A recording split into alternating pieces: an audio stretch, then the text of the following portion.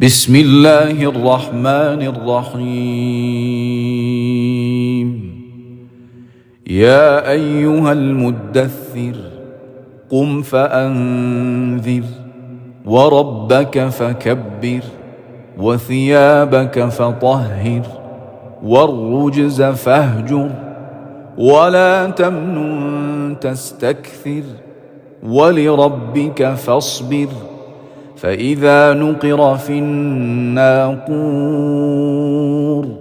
فذلك يومئذ يوم عسير على الكافرين غير يسير. ذرني ومن خلقت وحيدا وجعلت له مالا ممدودا وبنين شهودا ومهدت له تمهيدا ثم يطمع أن أزيد كلا إنه كان لآياتنا عنيدا سأرهقه صعودا إنه فكر وقدر فقتل كيف قدر ثم قتل كيف قدر ثم نظر ثم عبس وبسر ثم أدبر واستكبر فقال إن هذا إلا سحر يؤثر إن هذا إلا قول البشر سأصليه سقر وما أدراك ما سقر لا تبقي ولا تذر لواحة للبشر عليها 19 وما جعلنا أصحاب النار إلا ملائكة وما جعلنا عدتهم إلا فتنة للذين كفروا ليستيقن الذين أوتوا الكتاب ويزداد الذين آمنوا إيمانا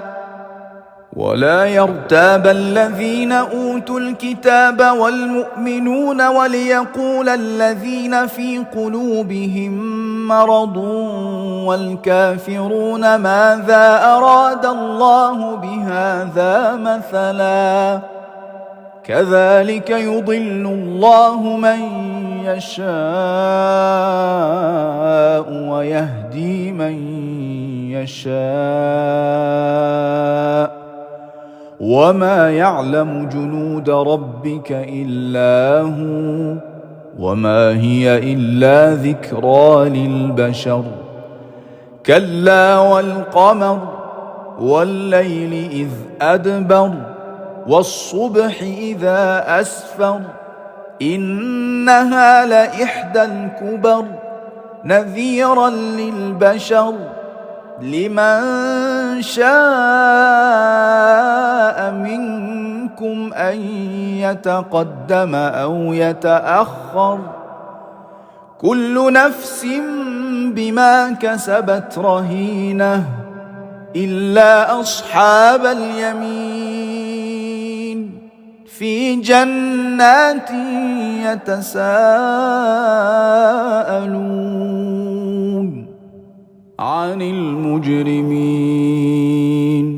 ما سلككم في سقر قالوا لم نك من المصلين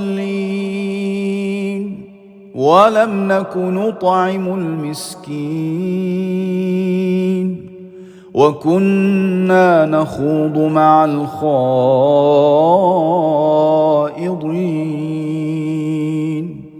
وكنا نكذب بيوم الدين